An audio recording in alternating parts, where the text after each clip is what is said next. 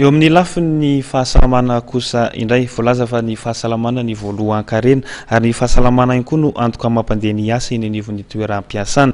Mitana anjara toerana lehibe arak'izany tobi-pahasalamana iombonan'ny orinasa toy ny amita. Io jerentsika ny fanadidina sy ny sary izay nentin'ny mpanao gazety.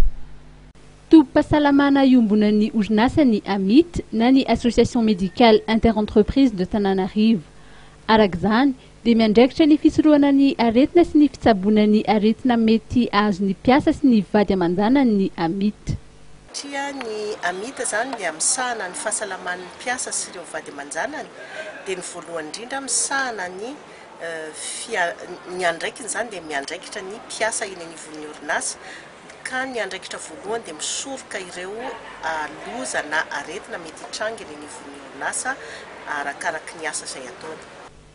Eo amin'ny resaka fitsaboana izay dia maro karazana ireo aretina pahazo ny mpiasa izay manatona ny amita, fa anisan'ireo tena pahazo ny mpiasa amin'izao ny fiakaran'ny touche-dra na ny hypertension artérielle.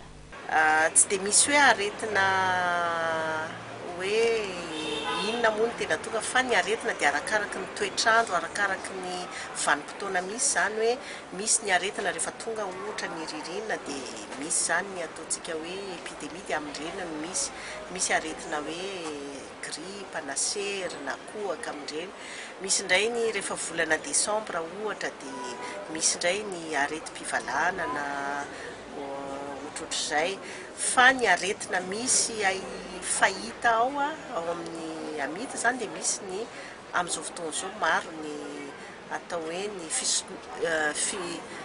hypertension artérielle na fisondrotan'ny touche-dra, izay zany matetika amin'izao fotoana izao ka izahay eo amin'ny amita dia efa manana protocole manokana fandraisana anjara an'ireny aretina ireny, satria rehefa tena jerena dia maro tokoa ilay izy, tsy amin'ny ankapobeny zany dia ahitana maro ilay izy dia nanokana protocole ny lazako azy angambany hoe protocole ahafahana mandray an-tanana an'ireny fahasalaman'ny mpiasa voan'ny fiakaran'ny touche-dra ireny.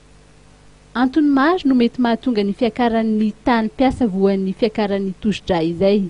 Ny antony dia misy antony maromaro. Eo no efa hoe toe-batan'ilay olona, toe-batany amin'ilay hoe efa toe-batany nolovaina hatrany am-boalohany. Misy ihany koa nefa ilay aretina azo amin'izay touche-dra zay hoe azo noho ny filazantsika azy hoe ny stress be loatra, ny tsy fanarahana ny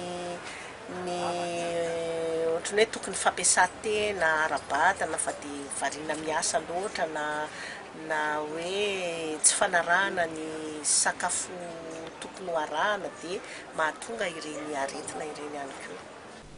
Ankoatry ny fitsaboana ankapobeny moa dia manana sampan-draharaha samihafa ny amita, ao ny dentisterie, ny petite chirurgie, ny ophtalmologie sy ny maro hafa koa.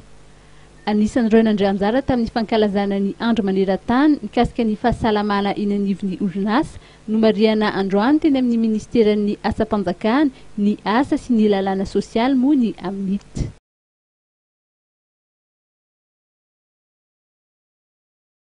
Tapitra tretondray ny fotoanantsika topoka lasy dogo tamin'ity takariva ity, akasitranay sy soranay anao tamin'ity ariva ity tsy nisaraka tamin'ny fahitalavitra mative tao anatin'ny vaovao izay naranao teo.